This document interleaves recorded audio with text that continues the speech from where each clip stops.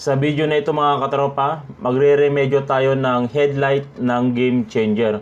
Pang-apat na gawa ko na ito mga katropa at pang-apat na remedyo ko na, kaya naisipan kong gawan po siya ng tutorial. Dito mga katropa, kadalasan nagpapalit sila ng headlight switch. Nilalagyan nila ng switch yung headlight ng Game Changer. Ang nagiging problema, nasisira mismo yung kanyang headlight. Parang ganito. Kung nakikita nyo sa kanyang lens, sobrang liit na nung ilaw nung kanyang headlight. Yan, nakikita nyo? Yun, sobrang liit nung kanyang ilaw. Yan. Nakikita nyo yung ilaw niya na yan? Sobrang liit. So, ano ba yung mga dahilan mga katropa? Bakit nawawala o nasisira yung kanyang headlight? Unang-una, sa paglalagay ng switch. Kasi itong headlight ng Game Changer mga katropa ay sobrang sela nito. At pangalawa, yung kanyang supply ay ground. Ang akala ng iba, yung supply niya ay positive. So nagkakaroon sila ng kontra sa pagpasok ng polarity. Ngayon, tatanungin natin yung customer kung ano ba talaga ang nangyari at magkano yung bili niya dito sa kanyang headlight. Anong pinagawa mo rito, boss? Ba't nasira? Headlight switch saka yung pag light. Pag-light. Magkano yung bili mo dito, boss, sa lens?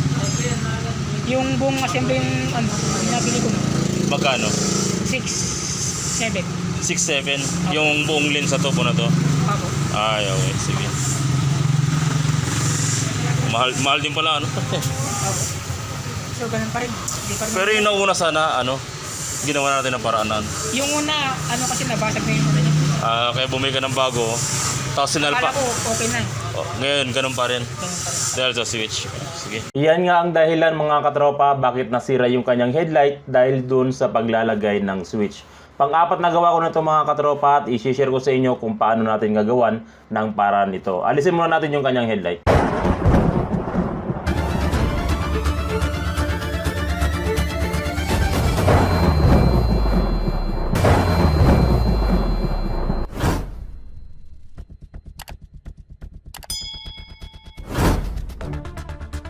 Mga katropa, huwag niyong kalimutang suportahan ang aking channel. Huwag niyong kalimutang mag-subscribe upang makatanggap kayo ng tip tungkol sa pagwawiring. O kaya naman mga tropa, kung malapit lang kayo sa Lingayen, Pangasinan, Artacho Street, pwede niyo akong sadyain dyan sa repair shop upang magpa-wiring kayo ng personal sa akin sa inyong mga motor. Ito na yung kanyang headlight lens. Tinanggal na natin yung tinatawag na cowling o yung body ng kanyang headlight kasi re-remedyohan natin itong kanyang ilaw na nasira. Ano ba yung ipang-re-remedyo natin dito?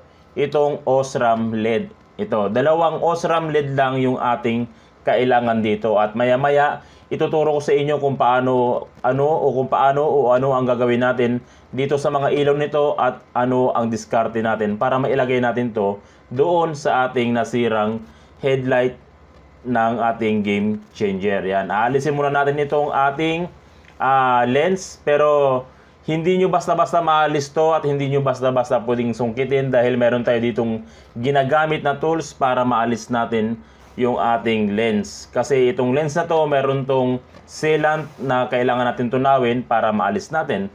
Paano ba natin matutunaw yung sealant dito o yung kanyang nakadikit? Gamit yung ating blower or pwedeng hair dryer or pwedeng heat gun. Gamit yung ating heat gun, tutunawin muna natin yung ating sealant.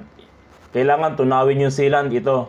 Itong sealant na to, tutunawin nyo yan at para matanggal nyo o matanggal natin yung pinaka-lens ng ating headlight. Tunawin muna natin to.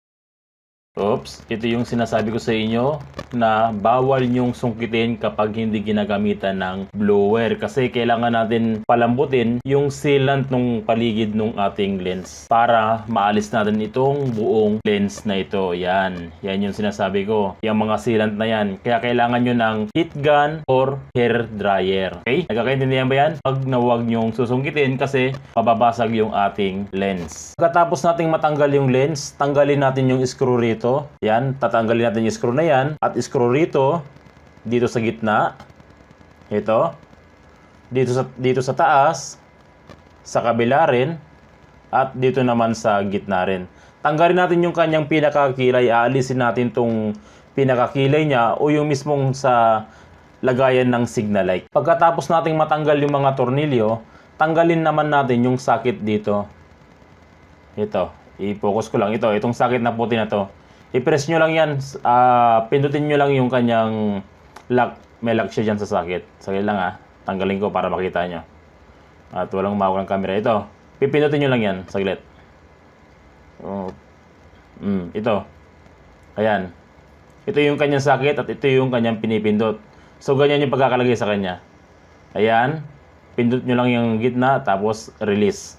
Tapos, pwede na nating matanggal itong buong to. Ito, andito yung isang set ng park light at ng signal light o yung left and right na signal light. Andyan lahat andito lahat nakalagay. Isang set na yan. Kaya kailangan tanggalin natin yung kanyang sakit para matanggal nyo ng buo itong kilay niya at yung kanyang signal light. Pagkatapos nating matanggal yung isang set ng kilay niya, may makikita tayo ditong dalawang panel board. Itong dalawang puti na to. Ito yung mismong ilaw o panel ng ating headlight. Yan, yung mga maliliit na tuldok na yan. So, meron tayong 4 na butas dyan. Yan yung 4 na butas niya. Yung gitna, ito yung ating high beam. Siya yung high beam natin ng headlight, yung gitna. At yung dalawa dito sa gilid, siya naman yung ating low beam. Pero sa ngayon, mag-i-improvise tayo ng kaunti. Imbis na yung gitna ay high beam, gagawin natin siyang low beam at yung dalawang gilid gagawin natin high beam. Gagayahin natin yung sa Aerox, yung headlight ng Aerox at headlight ng NMAX. Gagayahin natin yung kanilang low beam at high beam. Ito mga tornilyo na ito mga katropa, tatanggalin natin yan para matanggal natin yung panel niya at mailagay natin itong OSRAM at ituturo ko na rin sa inyo kung paano i-modify gamit ang OSRAM dito sa ating panel board. Okay, tanggalin muna natin yung mga tornilyo. Pagkatapos nyo matanggal yung dalawang tornilyo, pag binaliktad nyo yung dalawang panel board na to, baliktarin muna natin. May makikita kayo ditong maliliit na ilaw. Ito yung maliliit na tuldok. Ayan yung mismong ilaw ng ating headlight. Itong dalawang gitna na to ay ilaw ng kanyang high beam. Itong nasa gitna, yung magkalapit na to. At itong dalawang gilid ay low beam. Pero sa ngayon, ang gagawin natin sa gitna ay low beam. Gagayahin natin yung ilaw o pamamaraan nung sa Aerox. Ibahin natin para medyo maporma siya. Itong gitna ang gagawin nating low beam at yung dalawang gilid ang gagawin nating high beam. Lalagyan natin siya ng porma at gagayahin natin yung porma nung Aerox. Gamit itong ating OSRAM na LED. Ito na yung pinakamura at pinakasimpleng paraan para masolusyonan natin yung sirang headlight panel ng ating game changer. Ito, gamit ang ating OSRAM. Ituturo ko sa inyo kung paano gagawin itong OSRAM na to. Sa OSRAM, meron tayong 3 contact. Siyempre, meron siyang ground. Itong plate na to, ito yung kanyang ground. At dito naman sa ibabaw, meron siyang 2 contact. Contact para sa high at contact para sa low. Itong ibabaw. Ayan, ito yung high at ito yung low. Isa sa dalawang to, high and low ang contact niya. Ngayon, ang gagawin natin, tatanggalin natin yung pagkakahinang. Aalisin natin sa pagkakahinang at tatanggalin natin yung buong plate niya, tatanggalin natin yung contact niya, i-expose natin kung ano yung nasa loob niya kasi ayun yung kailangan natin yung sa loob niya. So hindi na natin kailangan tong kanyang body o yung kanyang pinaka-bakal. Tanggalin muna natin yung pinaka-loob.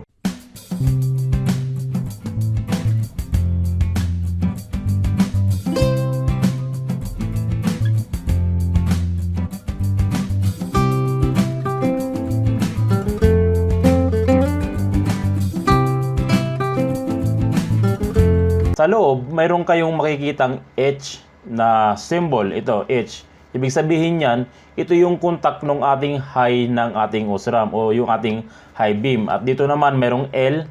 Ang ibig sabihin yan, ayan naman yung contact ng ating low beam. Dito naman sa gilid, yung malaking rod na to, na nakadikit sa body ground, ayan naman yung ating ground ng ilaw. Dito sa OSRAM, i-focus muna natin. Dito sa OSRAM, ang kailangan lang natin dito ay yung H o yung high ng ating contact at yung ground. Yan lang kailangan natin dito. Yung L o yung low, hindi na natin kailangan yan. So, pwede nyo na siyang putulin o alisin yung contact niya. Alisin muna natin to. Ayan. Ang kailangan lang natin na contact ay yung H o yung high beam, itong high beam, at yung ground ng ating OSRAM. Yan lang ang kailangan natin. Itong ground at yung H o yung high beam na contact natin. Yung L, hindi na natin kailangan yun. Dito naman tayo sa side ng ilaw. Uunahin muna nating lagyan itong gagawin nating low beam. Ito yung low beam natin na dating high beam. Ngayon gagawin natin siyang low beam kasi nga gagayahin natin yung style nung Aerox 155 ng Yamaha.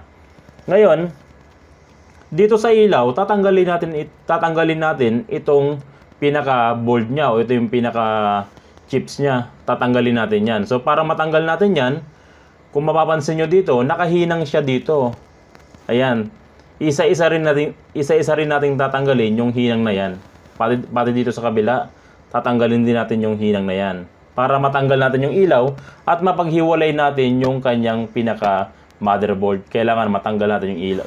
Matanggal natin yung kanyang hinang muna. Alisin muna natin yung kanyang hinang at paghihiwalay natin doon sa mismong kanyang ilaw. At syempre, bago natin paghiwalayin yung ilaw, tapos yung kanyang chips, bago natin paghihiwalayin, ipituturo ko muna sa inyo kung ano yung sign mayroon dito. Napaka-importante nito. Yung L-, ito yung low negative. Ayan yung kanyang L-. At H-, ito yung kanyang high negative. Panay negative yung supply ng dalawang yan. Ayan. Tapos dito, meron tayong plus. Ito yung positive ng ating ilaw. Ayan, yung ating plus. At dito naman, merong nakalagay na B. Dito. Kasi ito, dalawang ilaw to. Yung isa A, tsaka yung isa B. Ito yung A natin. Sa A, katulad din ng B, meron siyang L-, low negative.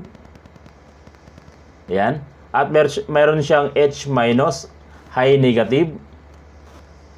At meron siyang positive din sa kabila.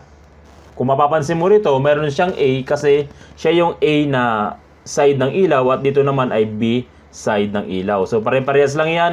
Ang gagawin natin, tatanggalin natin yung hinang niya, aalisin natin yan para mapaghiwalay natin yung kanyang pinaka-chips doon sa ating ilaw. Pero tatandaan nyo yung pwesto ng ating L-, andito sa unahan ng ating hinang, at yung H- andoon sa unahan ng hinang. Yung L- nasa hulihan ng hinang, okay?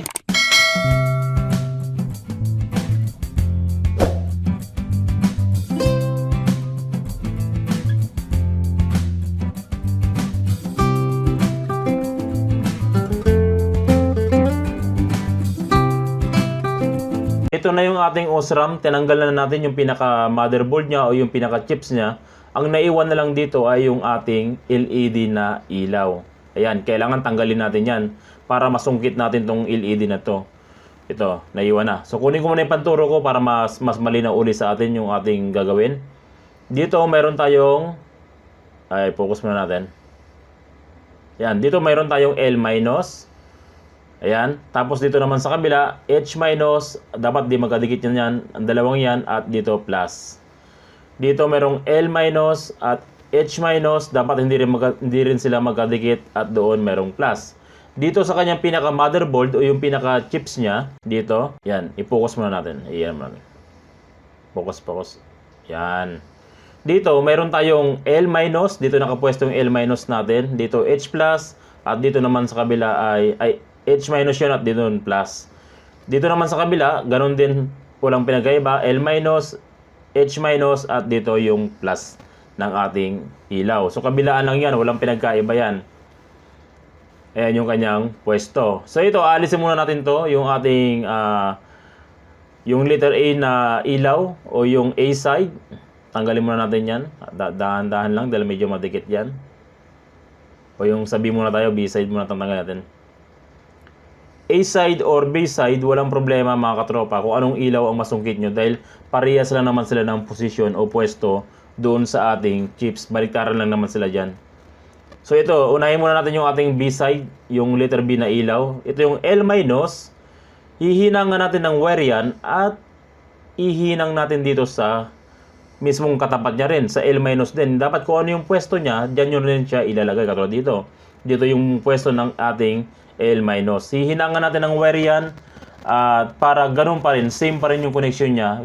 Hinabaan lang natin sila o hiniwali lang natin yung ating ilaw doon sa pinaka motherboard niya o yun doon sa pinaka chips niya. Yan, hinangan muna natin. Yung L- muna ang hinangan natin. Tapos ihinang natin doon sa pinaka pwesto niya rin kung saan siya nakapwesto. Parang hiniwalay lang natin tapos nilagyan lang natin ng wire ito. Ito yung ating L-. Nilagay natin dito sa kanyang pinaka motherboard na hiniwalay din natin. Yan muna natin, saglit lang. Yan. Ito yung ating L-. Nilagyan natin ng wire, hininangan natin ng wire at nilagay din natin doon sa dating pwesto niya. Dito rin. Dito yung dating pwesto ng ating L- nung hindi pa natin tinatanggal doon sa mismong ilaw. Kumbaga anong nangyari dito, tinanggal natin doon sa pinaka chips tapos nilagyan lang din natin ng wire para humaba siya. Ayan yung kanyang style. Sunod natin dito naman ay yung ating H-. Ito, yung H- natin. Ang gagawin natin dyan, hihinangan din natin ng wire yan yung H- natin at ilalagay din natin doon sa pinaka-original na pwesto niya rin.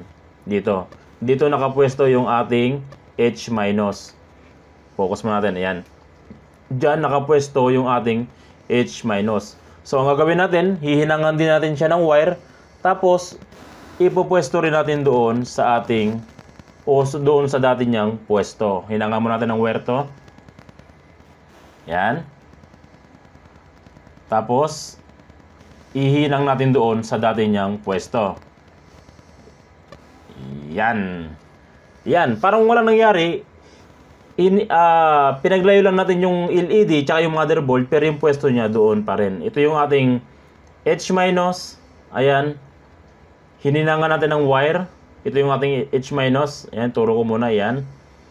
Hininangan natin ng wire at inilagay natin dito sa dating pwesto niya. Kung saan siya nakapwesto dati. Yan. Ayan yung ating L- at ito yung ating H-. Ayan. Ayan yung ating L-.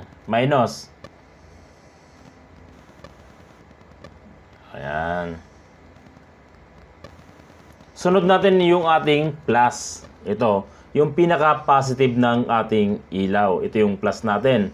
Yung plus natin, doon sa baba ng L- at H- dito. Ito yung ating plus naman. Ito yung plus. Ang gagawin natin, hihinangan din natin yung ating LED ng wire at ihihinang din natin doon sa dati niyang pwesto. Ganun lang yung gagawin natin. Wala tayong babaguhin. Kumbaga pinaghiwalay lang natin yung ilaw at yung kanyang pinaka motherboard. Pero yung pwesto niya, ganun pa rin. Kaya kailangan tatandaan nyo yung pwesto ng bawat L-, H-, tsaka yung B, ay yung pinaka plus ng ating ilaw. Alam nyo dapat yung pwesto niya. Ito yung ating plus ng ilaw at inilagay na natin dito sa plus doon sa dati niyang pwesto. Ayan. L-, H- at yung ating plus ng ilaw. Ayan. Ayan yung ating gagawin. Isang side pa lang yan ha. Mayroon pa tayong isang side ng ilaw. So dapat itong mga tatlong to, hindi ito magkakadikit. Dapat mayroon silang clearance at bawal sila magkadikit-dikit. Ayan na yung ating unang step o yung isang side ng ating ilaw. Kaya ito na yung isang side ng ating ilaw. Pero dito sa likod, meron pa tayong gagawin kasi may dalawang ilaw yung ating OSRAM ito. Ilalagay din natin dito itong isa pang ilaw na ito. Ayan, ilalagay natin dito sa kabilang side naman kasi ito side A tsaka side B. O LED 1 at LED 2. Ito na yung ating LED 1 o yung unang ilaw natin. Pero itong isang ilaw na to, dito natin siya ilalagay sa kabila. Aalisin muna natin to. Sungkitin muna natin. Yan. Dito, katulad nung isa kanina, meron tayong H-, L- at meron tayong plus. Parehas lang din doon sa ilaw nung ginawa natin kanina dito sa kabila. Ito, parehas lang siya.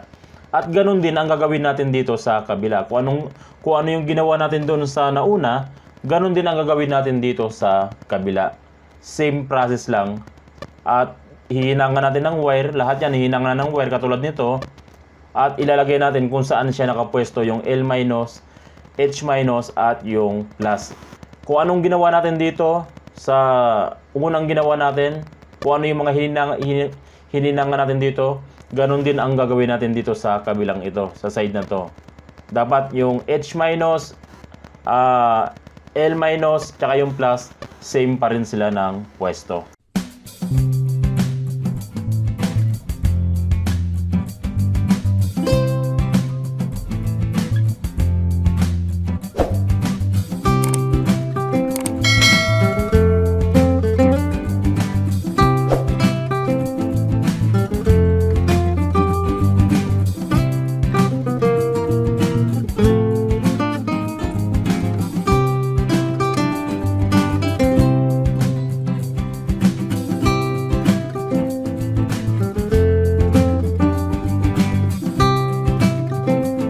At ayan, kumpleto na yung ating ilaw. Nahinangan na natin lahat para dun sa unang batch ng ating Osram. Ito yung ginawa natin, yung huling ginawa nating LED. Ayan yung hininangan natin, yung kanyang symbol. Ito, ayan lahat. Ayan yung kanyang itsura. O, try natin pailawin kung baka mamaya hindi umiilaw eh. Pailawin muna natin. Ayan muna natin to. Op. Ayan. Daganan mo. Yan. Kunin natin yung battery. Focus muna natin yan. Para makita natin kung umiilaw yung ginawa natin. Mamaya, hindi umiilaw, patay tayo dyan. So, ilagay natin yung ground at yung isa doon sa high. Ayan. O, di ba? Umilaw siya. So, walang pinagkaiba. Parang inurong mo lang naman siya.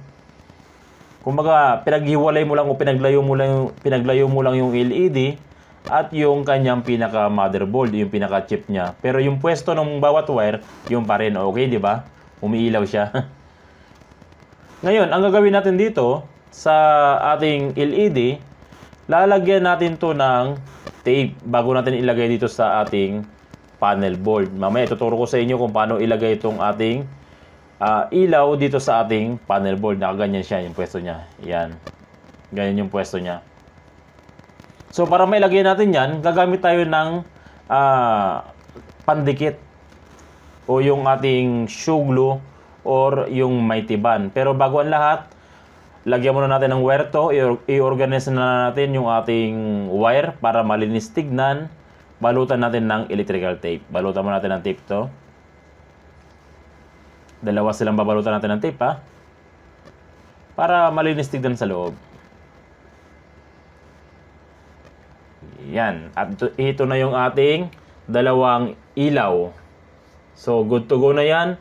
Pwede na natin ikabit to doon sa ating unang panel. So, yung kailangan natin dito ay yung high beam, ground, at yung low beam, hindi na natin kailangan. Ididikit natin to dito sa ating gitnang ilaw muna o yung gagawin nating low beam ng ating headlight. Focus muna natin. Ang gagamitin nating pandikit dito ay mighty band, shoe glue, or kahit anong gusto nyong naisin o ano man naisin yung pandikit.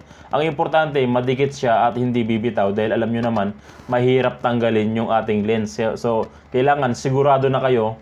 Kung magdidikit kayo, dapat siguradong didikit. Kasi pag nalaglag yan, patay tayo dyan. Maraming baklasin yan.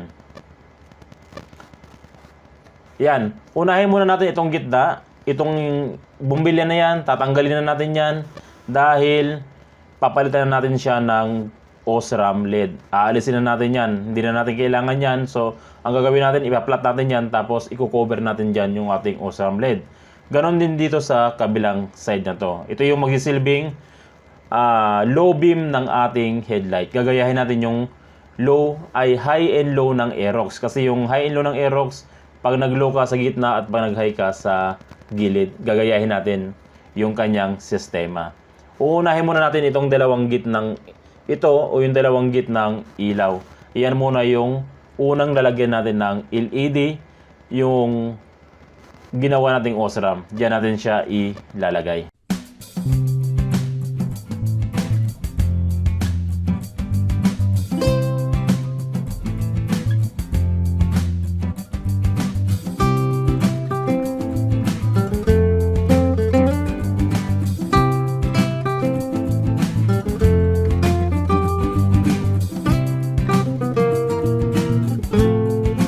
Dito naman sa part na to, dapat flat na flat yung ating ilaw. Dapat yung pinaka-original na ilaw, yung butil nung original na ilaw natin, dapat matanggal nyo yun para lumapat yung ating OSRAM LED dito.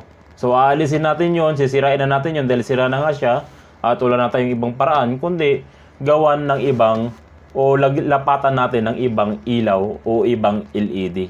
Kaya dapat flat na flat siya. Pagkatapos nyan, ang pangdidikit natin, syempre dapat original na yung gagamitin yung pandikit. Gaya ng sinabi ko, pag nalaglag yan, ang hirap baklasin ng ilaw na to. Kaya dito pa lang, dapat sure na tayo, dapat original yung pandikit na gagamitin natin. Gagamit tayo ng Mighty Band. Baka naman, Mighty Band. Okay, gamitin natin ng Mighty Band yan. Medyo punuin natin. Tapos, idikit natin doon sa tinanggal nating butil ng headlight para doon pa rin siya tumapat yung reflect ng ating ilaw. Ganyan. Didikit natin dyan. Yan. Di na natin. Mabilis na naman matuyo itong Mighty Band na to eh. Kaya hindi mga ano lang to. 30 minutes yung hawakan. Hindi. Mga 3 minutes lang to. 3 minutes. 1 minute. Ganun. Mabilis na to. Basta original lang pandikit. Mabilis na dumikit yan. Yan. Dumikit na. So, ganyan ang gagawin natin. Tatanggalin natin yung lumang ilaw, dudurugin na natin yon at papalitan natin ng yung ginawa nating OSRAM. Ito, yung isa pang ilaw natin, ganun din ang gagawin natin dito sa kabilang ilaw. Dito. Aalisin din natin yan, dudurugin din natin yan, totally, ipaplat natin yan, katulad ng ginawa natin sa kabila, para mailagay natin itong ating isa pang OSRAM na LED. Alisin muna natin to.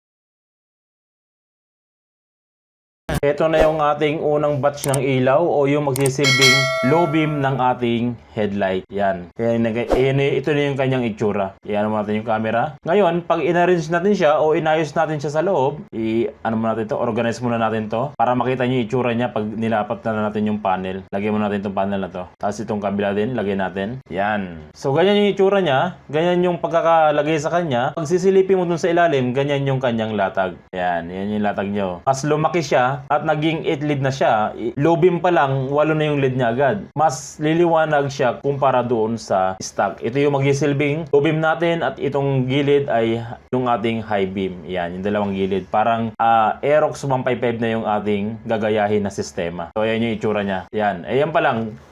Gitna pa lang yan. Ngayon, tatanggalin muna natin to. Kasi yung high beam naman natin, yung dalawang gilid naman yung gagawin natin. Kaya medyo mahabang wire yung gagamitin natin kasi syempre dulo-dulo na nung ilaw ang gagawin natin. Ayan yung ating low beam at syempre itong isang ilaw pa ng ating OSRAM ay magsisilbing high beam natin dito. Ito yung high beam natin sa dulo at dito naman sa kabila yung sa dulo rin. Ayan yung magsisilbing high beam natin. Sila yung high beam. Ayan. Kaya kailangan mahaba yung wire natin para mag-abot silang silang dalawa doon sa isang motherboard o doon sa isang chips lang. Kung anong ginawa natin dito sa dalawang to, ito kung paano natin hininang yan, ito yung L+, H+, tsaka yung L-, H-, tsaka yung plus, kung paano natin hininang yan, ganun din ang gagawin natin dito sa high beam. Walang pinagkaiba. Hinangan muna natin to, paghiwalay natin yung kanyang ilaw doon sa kanyang pinaka chips o motherboard. Pagkatapos niyan, hinangan natin ng wire. Dapat medyo mahabang wire kasi dulo-dulo yung ating high beam. Tanggalin natin to. Yan. Durugin natin yan. At syempre, ang kailangan natin dito sa loob nito ay yung ground at yung H lang ang kailangan natin. At ito na nga yung ating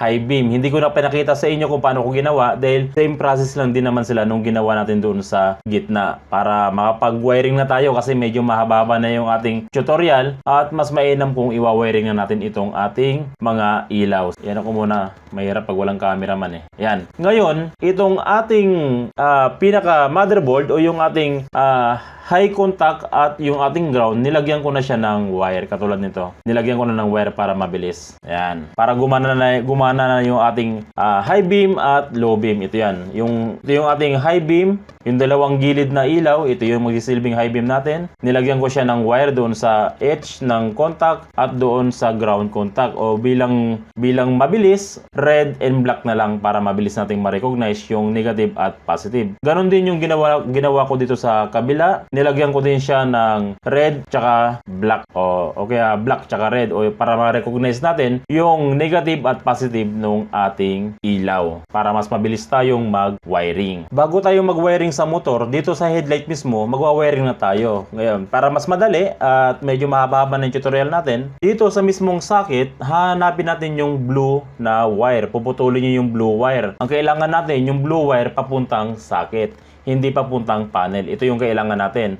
Ito yung kaputol niya papuntang panel. Tapos, itong green na mayroong lining na white, kailangan din nating putulin yan. At ang kailangan natin dito ay yung papuntang wire papuntang socket. Ang hindi natin kailangan ay yung putol niya na papuntang panel. Ito. Hindi na natin kailangan yung papuntang panel. So, yun yung gagawin natin para mabilis tayong mag-wiring. Yan yung ating pinagputulan. Hindi na natin kailangan. Ang kailangan natin ay yung galing sa mismong socket ng ating headlight. Dito naman, sa ating edge ng contact o yung high contact natin dito sa ating ilaw. Ayan yung ating high contact, yung edge o yung pula na nilagay natin. At dito naman sa kabila, syempre meron din tayong edge na contact o high contact. Dalawang edge yan o dalawang pula. Ang ginawa natin, pinagsama natin yung dalawang wire. Nagdikit natin ito, yung dalawang pulang wire na nilagay natin sa magkabilaang edge at inilagay natin dito sa brown na mayroong lining na white. Ano ba yung brown na mayroong lining na white? Accessories wire din ito ng ating Honda Game Changer. Itong brown na mayroong lining na white, pero pag titignan mo dun sa socket, dito, black yung katapat niyan. Dito, brown na mayroong lining na white, pero pag lumabas dito, black wire siya. Ibig sabihin, accessories wire yung katapat niya. Diyan nyo ilalagay yung pinagsama nating red wire o yung pinagsama nating dalawang edge na contact dito sa ating pinaka-dalawang chips. Yung high and low ng ating ilaw. Diyan natin ilalagay sa brown na mayroong lining na white. Next natin, itong ating blue wire. Ito yung magsisilbing low beam natin. Siyempre, ano ba yung low beam natin? Ito. Yung gitna, ito yung ating low beam. At hahanapin natin dito yung pinaka-chips ng ating low beam. Ito yung ating wire ng gitna. Siyempre, ito yung kanyang pinaka-chips ng low beam. At yung kanyang negative ay ilalagay natin dito sa blue wire. Dito. Diyan natin ilalagay yung pinakagitnang ilaw natin. Hanapin yung chips nun. At yung kanyang negative, ilalagay nyo sa blue wire ng ating headlight. So, ayan na yung ating negative ng OSRAM natin na dito sa bandang gitna ng ating ilaw o yung magsisilbing low beam ng ating headlight. Sunod natin itong green na mayroong lining na white. Ito yung magsisilbing high beam natin. Kaya yung high beam natin, itong panghuling tips ng ating OSRAM LED o yung ilaw dito sa dulo-dulo, dito. Ito yung high beam natin sa kabila at ito yung high beam din natin sa kabila. Hahanapin yung chips niya at yung kanyang ground o yung kanyang black wire ay ilalagay nyo sa green na mayroong lining na white. Katulad nito, nailagay na natin yung ating panghuling wire o panghuling chips o yung ating magsisilbing high beam ng ating headlight. Nilagay natin dito sa green na mayroong lining na white at ito naman yung ating low beam at ito naman yung ating accessories wire na pinagsamang dalawang edge ng ating OSRAM o yung high contact o dalawang high contact ng ating OSRAM. Yan. Yan na yung ating pagkaka-wiring. Pagkatapos niyan, dapat linisan, balutin nyo ng tape yan, i-organize natin para hindi magkaroon ng grounded sa loob. Yan, linisan nyo, dapat balutin yung mga dapat balutin para maiwasan yung magka-grounded dahil mahirap baklasin itong headlight na ito. At ito na nga, tapos na nating ma-assemble yung ating headlight. Ito na yung ating ginawa. Ayan na yung ating mga OSRAM. Nakadikit na sila. Good to go na. Pwede na tayong mag-wiring doon sa motor. Pero bago ang lahat, bago tayo mag-wiring, dito sa socket ng ating headlight, meron tayong gagawin. Naku, sus, Ginoo, tignan niyo yung wiring nila, oh. Salabat. So dito, ito yung